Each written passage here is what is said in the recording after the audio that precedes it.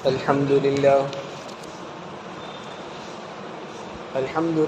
وكفى وسلام على عباده الذين اصطفى أما بعد فأعوذ بالله من الشيطان الرجيم بسم الله الرحمن الرحيم والذين هم لفروجهم حافظون إلا على أزواجهم أو ما ملكت أيمانهم فإنهم غير ملومين فمن ابتغى وراء ذلك فأولئك هم العادون والذين هم لأماناتهم وعهدهم راعون صدق اللہ العظیم۔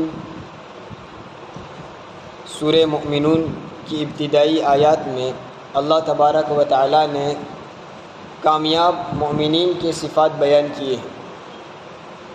پہلی صفت یہ تھی الذین هم فی صلاتهم خاشعون، کہ وہ نماز میں خضوع کے ساتھ نماز پڑھتے ہیں۔ والذین هم عن اللغو معرضون، دوسری صفت وہ لغو اور بیکار کاموں سے دور رہتے ہیں۔ والذین هم للزکاة فاعلون، اور تیسری صفت وہ زکوٰۃ کا اہتمام کرتے ہیں، نیز اپنے تزکیہ، اپنی پاکی کا، دل کی صفائی کا اہتمام کرتے ہیں۔ اب آگے ہیں والذین هم لفروجهم حافظون، کامیاب مومنین وہ ہے جو اپنی شرمگاہوں کی حفاظت کرتے ہیں۔ اللہ تبارک و تعالی نے جس طرح ہمیں پاکیزہ مذہب عطا کیا ہے، اس کی تعلیمات اتنی پاکیزہ ہے کہ اس پر ذرہ برابر انگلی اٹھانے کا کسی کو موقع نہ ملے۔ یہاں مومنین کی صفات بیان کی، کامیاب لوگ کون ہے، تو ہر ایک کی صفات بیان کرتے وقت مختصر الفاظ میں بیان کر دیا۔ مومن ہونا کہا تو المؤمنون ایک ہی لفظ میں کہہ دیا۔ جب نماز کا خشوع بیان کرنا تھا ایک آیت میں بیان کر دیا۔ جب بیکار کاموں سے بچنے کی صفت بیان کی تو ایک آیت میں کہہ دی۔ اسی طرح تزکیے کو ایک آیت میں بیان کر دیا۔ لیکن جب شرمگاہ سے کی حفاظت یعنی عفت و عصمت کا بیان آیا تو 3 آیتیں نازل کی۔ والذین هم لفروجهم حافظون الا على ازواجهم او ما ملكت ايمانهم فانهم غير ملومين فمن ابتغى وراء ذلك فاولئك هم العادون۔ یہ 3 آیتیں عفت اور عصمت، پاک دامنی کے بیان کو کرنے کے لیے 3 آیتیں اللہ تبارک و تعالی نے نازل فرمائی۔ اس سے معلوم ہوا مذہب اسلام میں پاک دامنی کو، عفت اور عصمت کو خاص اہمیت دی گئی اور مستقل اس کے احکام بیان کیے گئے۔ اور ایک جگہ تو عفت اور عصمت کی پاکیزگی کے لیے اللہ تبارک و تعالیٰ نے مومن مردوں کو الگ خطاب کیا اور مومن عورتوں کو الگ خطاب کیا کہ تم اپنی نگاہوں کی حفاظت کرو۔ قل للمؤمنین یغضوا من ابصارہم اور وقل للمؤمنات یغضضن من ابصارہن، دونوں کو الگ الگ باقاعدہ حکم دیا کہ آنکھوں کی حفاظت ہوگی تو اگلے سارے مراحل سے رک جاؤ گے۔ اس لیے کہا پاک دامنی اور عفت اور عصمت کی اہمیت کو اس طرح بیان کیا ہے۔ کیا کہا ہے والذین، اور وہ لوگ، ہم جو لفروجہم حافظون، اپنی شرمگاہوں کی حفاظت کرتے۔ حفاظت کرنے کا کیا مطلب؟ اس کا ناجائز استعمال نہیں کرتے۔ اللہ تبارک و تعالی نے جتنے ہمیں اعضاء دیے ہیں ہر ایک کا کچھ نہ کچھ تقاضا ہے، اور مذہب اسلام بھی فطری مذہب ہے۔ فطرت کے خلاف اللہ نے کسی چیز کا حکم نہیں دیا۔ جیسے انسان کی فطرت ہے، بھوک لگتی ہے، اللہ نے کھانے سے منع نہیں کیا بلکہ حکم دیا کلو وشربو، کھاؤ اور پیو۔ ہاں لیکن کون سی چیزیں کھانی ہے اور کون سی نہیں کھانی ہے اس کی پابندیاں بیان کر دی کہ فلاں چیزیں تمہارے لیے حرام اور اس کے علاوہ تمام چیزیں حلال۔ حرام کی فہرست بہت مختصر ہے، بعض چیزوں کو حرام رکھا، باقی ساری چیزیں حلال۔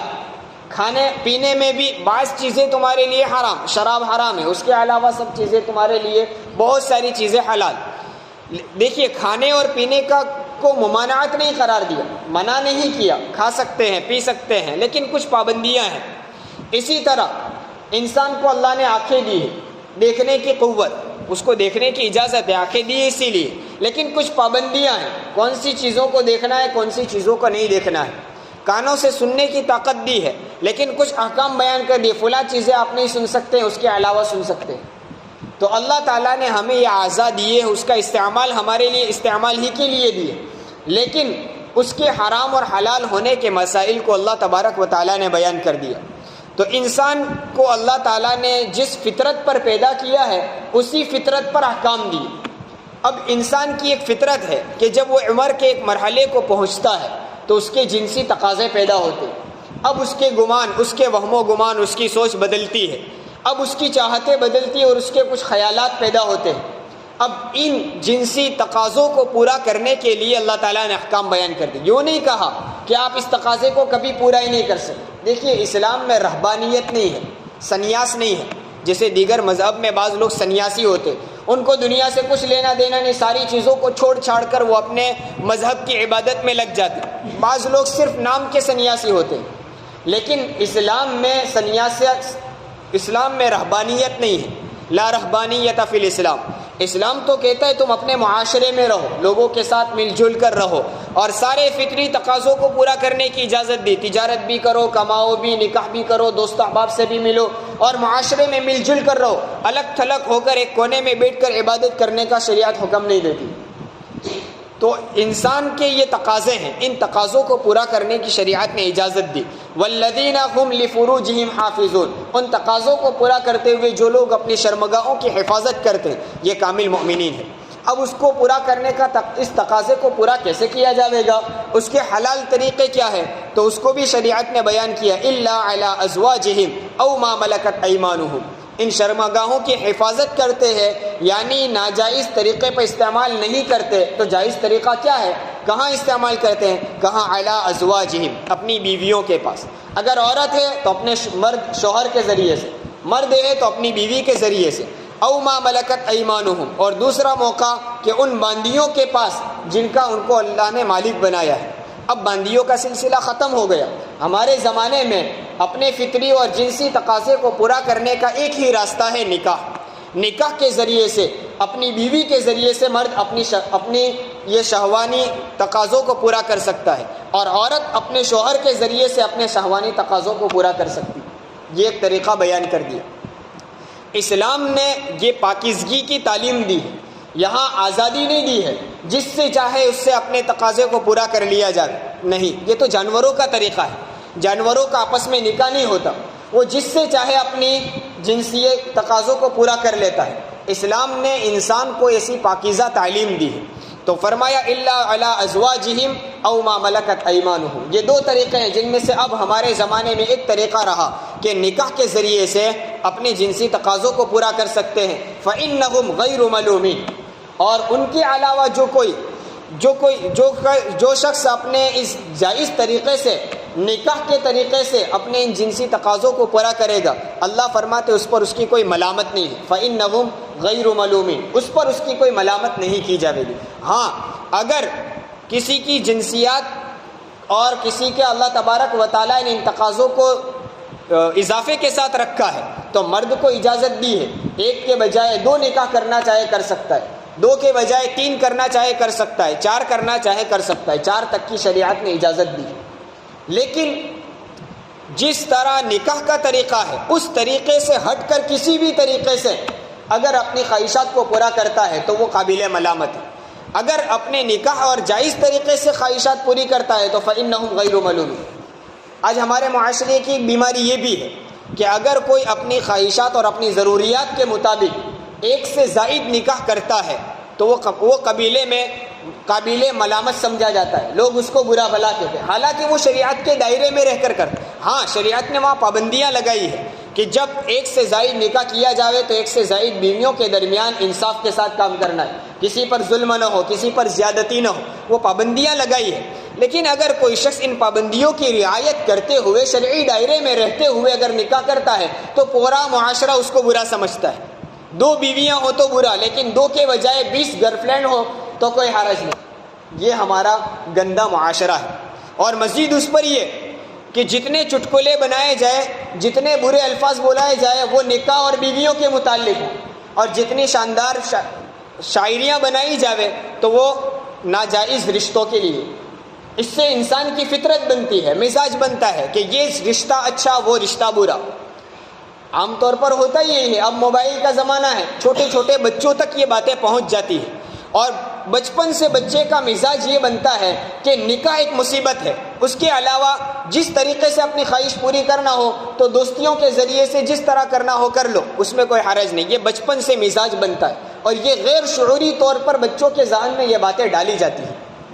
تو اللہ تعالیٰ نے یہ پاکیزہ شریعت ہمیں دی ہے، پاک دامنی کا حکم دیا ہے، یہاں ہمیں تعلیم دی گئی ہے کہ ہم اپنی خواہشات کو پورا کرنے کے لیے نکاح کا راستہ اپنا سکتے، الا علی ازواجہم او ما ملکت ایمانہم، اگر یہ طریقہ کوئی اپناتا ہے تو وہ قابل ملامت نہیں ہے، فإنہم غیر ملومین، ہاں اس کے علاوہ جو طریقہ ہو، فمن ابتغى وراء ذلك فاولئک هم العادون، جو کوئی یہ نکاح والے راستے سے ہٹ کر کوئی دوسرا راستہ اپناتا ہے تو فاولئک هم العادون، یہ حد تجاوزی کرنے والے، یہ شریعت کی حدود کو پار کرنے والے۔ اس میں وہ ساری صورتیں آ گئی جو نکاح کے علاوہ جتنی بھی صورتیں ہوں وہ ساری صورتیں اس میں داخل ہیں۔ کیا کیا صورتیں ہو سکتی ہے کہ نکاح کے علاوہ کسی سے صرف دوستی رچا کر اپنی خواہش پوری کرنا، یہ بھی ناجائز اور حرام ہے، فاولئک هم العادون، حد تجاوزی کرنے والے۔ اسی طرح مرد کا مرد کے ذریعے سے خواہش پوری کرنا، فاولئک هم العادون، یہ شریعت کی حدود کو پار کرنے والے ہیں۔ اسی طرح عورت سے نکاح کرنے کا حکم دیا، وہاں بھی پابندیاں ہیں، وہاں بھی ہمیں طریقے بتائے ہیں کہ عورت سے نکاح کرنے کے بعد ان سے خواہش پوری کی جائے گی، تو شریعت نے اس کے احکام بیان کیے ہیں کہ اس سے خواہش پورے کرنے کا ایک ہی طریقہ ہوگا کہ جس راستے سے بچہ پیدا ہوتا ہے اسی راستے سے مرد کو اپنی خواہش پوری کرنے کی اجازت۔ عورت کے پاخانے والے راستے سے بھی خواہش پورا کرنا حرام اور ناجائز ہے، جس طرح زنا کا حکم ہے اسی طرح وہ بھی حکم، اگرچہ اپنی بیوی۔ یہ باتیں اس لیے بیان کرنی پڑتی ہے کہ آج اخباروں کے ذریعے، موبائل کے ذریعے سے یہ باتیں اتنی پھیلائی جاتی ہے کہ آدمی یوں سمجھتا ہے کہ اپنی ہی بیوی ہے نا، میں نے تو نکاح کیا ہے، میں جس طرح چاہے خواہش پوری کر سکتا ہوں۔ نہیں، یہاں شرعی پابندیاں ہیں، اس لیے ان باتوں کو ہمیں مد نظر رکھنا ہے۔ اسی طرح فمن ابتغى وراء ذلك میں زنا بھی داخل ہے، لواطت بھی داخل ہے، اور اپنے ہاتھوں کے ذریعے سے اپنی خواہشات کا پورا کرنا یہ بھی اس آیت میں داخل ہے، فاولئک هم العادون، یہ حرام ہے، شریعت کی نگاہ میں حد تجاوزی کرنے والا ہے، وہ سخت ترین گناہ ہے، اور اس طرح اپنی خواہش پوری کرنے والا قرآن کی نظر میں گویا ہرگز کامیاب نہیں ہو سکتا، کیونکہ کامیابی کے صفات میں صفت بیان کی ہے کہ جو اپنی شرمگاہوں کی حفاظت کرتے ہیں، حلال طریقے سے استعمال کرتے ہیں، ناجائز طریقے سے استعمال نہیں کرتے۔ اگر کوئی شخص یہ راستے اپناتے ہیں نکاح کے علاوہ جتنے حرام ناجائز طریقے ہیں، وہ کبھی کامیاب نہیں ہو سکتے۔ اب ہم رونا روتے ہیں، تجارتیں نہیں چلتی ہے، مندیاں ہیں، پریشانیاں ہیں، بیماریاں ہیں، وغیرہ وغیرہ، نہ جانے کتنے شکوے ہمارے ہوتے، لیکن ہم کبھی سوچتے نہیں کہ ہمارے اعمال بھی کیسے ہیں، ان اعمال کے پیچھے جو سزائیں اور جو وبائیں اترنی چاہیے تھی وہ تو کچھ بھی نہیں ہے۔ ہمارے حالات اور ہمارے معاشرے کے حالات ہم دیکھیں تو اس کے مقابلے میں وہ حالات اور وہ ہمارے اعمال اتنے سخت ترین ہیں کہ اس کے پیچھے آنے والی یہ کچھ سزائیں جو کوئی حیثیت نہیں رکھتی۔ یہ تو اللہ کا احسان ہے کہ اللہ تعالیٰ ستاری فرماتا ہے، رحم فرماتا ہے، وہ ہمیں تھوڑی مصیبت دے کر متنبع کرنا چاہتا ہے کہ تم راستے سے ہٹ رہے ہو، سیدھے راستے پر واپس آ جاؤ۔ الغرض، کامل مومنین اور کامیاب مومنین کی صفات میں یہ بیان کیا کہ وہ اپنی شرمگاہوں کی حفاظت کرتے۔ پھر فرمایا والذین هم لاماناتهم وعہدهم راعون، اور وہ لوگ جو اپنی امانتوں کی رعایت کرتے ہیں، راعون کا معنی رعایت کرنا یعنی اہتمام کرنا، اپنی امانتوں کی رعایت کرتے ہیں۔ راعی کا لفظ عربی زبان میں مختلف موقعوں پر بولا جاتا ہے، راعی کا معنی ذمہ دار بھی ہوتا ہے، جیسا کہ حدیث میں ہے کلکم راع وکلکم مسئول عن رعیتہ، تو اس حساب سے معنی یہ ہوا کہ امانتوں کی ذمہ داری کا احساس جن میں ہوتا ہے وہ کامیاب مومنین ہیں۔ اب امانت کا کیا مطلب ہے؟ جب امانت کا لفظ بولا جاتا ہے تو عام طور پر لوگ اس کا ایک ہی معنی سمجھتے ہیں، اور وہ معنی بھی صحیح ہے، لیکن اس کا ایک ہی معنی نہیں ہے، بہت سارے، امانت کا دائرہ بہت وسیع ہے۔ امانت کا ایک معنی جو ہم سمجھتے ہیں کہ کسی کو کچھ روپے پیسے دے دیے ہو رکھنے کے لیے، حفاظت کے لیے، کہ تیرے پاس ابھی رکھنا، پھر میں 1 مہینے کے بعد 2 مہینے کے بعد تیرے پاس سے لے لوں گا، یہ امانت کے طور پر رکھا۔ جس کے پاس یہ مال رکھا ہے وہ اس کی برابر حفاظت کرے، اس کا استعمال نہ کرے، اور اس کے پاس اپنے پاس اس کو محفوظ رکھے، پھر وقت پر اس کو لوٹا دے، ہم کہتے ہیں یہ امین ہے، امانت دار۔ اور امانت کا ایک معنی یہ بھی ہے، یہ معنی بھی صحیح ہے، لیکن امانت کے اور بھی بہت سارے معنی ہیں، جس کو یوں کہا جا سکتا ہے کہ امانت اس کو کہتے ہیں کہ جس آدمی پر کوئی ذمہ داری ڈال دی جائے، اس پر بھروسہ کر کے اس کو وہ ذمہ داری دے دی جائے اور وہ اپنے سر وہ ذمہ داری لے لے۔ اب وہ جو ذمہ داری اس نے اپنے سر لی ہے وہ ساری ذمہ داریاں اس کی امانت ہے۔ اب اگر وہ اس ذمہ داری میں کمی کرے گا، کوتاہی کرے گا تو وہ امانت میں خیانت کرنے والا ہوگا۔ جیسا کہ ایک مزدور ہے، مزدور کو ہم نے کوئی کام دے دیا کہ بھئی ہمیں فلاں کام کرنا ہے اور اس کی مزدوری اتنی دیں گے۔ اب یہ طے ہو گیا، ایک معاملہ طے ہو گیا مزدور کے ساتھ۔ اب مزدور کی ذمہ داری ہے کہ جو ہم نے عوض لیا ہے، جو اس کے پاس سے مزدوری لے گا، اس کے مقابل میں جتنا کام کرنا طے ہوا وہ پورا کرے۔ اگر اس میں کوتاہی کرتا ہے، اس میں کوئی کمی کرتا ہے تو وہ امانت میں خیانت کرنے والا ہے۔ اس نے جو اپنے سر ذمہ داری لی ہے وہ اس کی امانت ہے، اس کے اوپر امانت ہے، اس امانت کا پورا کرنا ضروری ہے۔ اب اگر وہ کمی کرتا ہے یا جیسا کام دیا تھا ویسا نہیں کرتا ہے، یا دن طے ہوئے تھے اتنے دن کام کرنا ہے اور وہ پورے دن کام نہیں کرتا ہے، جیسے بعض مزدوریوں میں ایسا ہوتا ہے کہ جس میں ہر دن کی مزدوری طے ہوتی، ایک دن کے اتنے روپے، بھئی آپ کتنے بجے سے کتنے بجے کام کرو گے، کہا صبح 8 سے شام 8 تک، کیا مزدوری ہوگی، بھئی دن کے 1000 روپے، یہ طے ہو گیا۔ اب صبح 8 سے لے کر شام 8 تک اس کا وقت طے ہوا ہے، اگر ان اوقات میں وہ کوتاہی کرتا ہے، دیر سے آتا ہے، جلدی چلا جاتا ہے، یا آنے کے بعد بھی اپنے کام میں توجہ نہیں دیتا ہے، ادھر ادھر دیگر دوسرے کاموں میں اور بیکار کاموں میں وقت نکال دیتا ہے اور یوں دن بڑھاتا رہتا ہے، تو یہ امانت میں خیانت کرنے والا، چونکہ اس نے ذمہ داری لی۔ ایک آدمی کسی کی دکان پر کام کرتا ہے، اس نے ایک ذمہ داری لی ہے، اتنے بجے سے اتنے بجے تک میرا وقت اور اس کی اتنی تنخواہ، اگر وہ اپنے ان کاموں میں کوتاہی کرتا ہے وہ امانت میں خیانت کرنے والا ہے۔ اب یہ جو امانتیں ہیں بندوں کی طرف سے بھی ہوتی ہے، جیسا میں نے ابھی مثالیں دی، اسی طرح اللہ تبارک و تعالیٰ کی طرف سے بھی کچھ حقوق ہم پر عائد کیے ہیں، ان حقوق کی پاسداری نہ کرنا یہ بھی امانت میں خیانت ہے۔ اللہ تبارک و تعالیٰ نے جو احکام ہمیں دیے، نماز کا پڑھنا، روزوں کا رکھنا، زکوٰۃ کی ادائیگی وغیرہ، ان سارے احکام کا پورا کرنا، یہ ہم نے اللہ کے احکام کو قبول کیا۔ جب ہم نے لا الہ الا اللہ محمد الرسول اللہ صلی اللہ علیہ وسلم کا اقرار کیا، مطلب یہ ہوا کہ ہم اب پوری زندگی اللہ کی غلامی میں گزاریں گے، جیسا وہ کہیں گے ایسا کرنا ہے۔ اب اللہ کے احکام کو اگر ہم توڑتے ہیں، جو احکام اللہ کے ہم نے اپنے سر لیے تھے اس کو پورا نہیں کرتے ہیں، یہ امانت میں خیانت ہے۔ تو یہ امانت کا دائرہ بہت وسیع ہے، امانت کا لفظ بہت سارے معنوں کو، ایک وسیع معنی کو اپنے اندر لیے ہوئے ہے۔ یہ امانت کی ادائیگی، امانت کا اہتمام کرنا، یہ کامل اور کامیاب مومنین کی صفات میں سے۔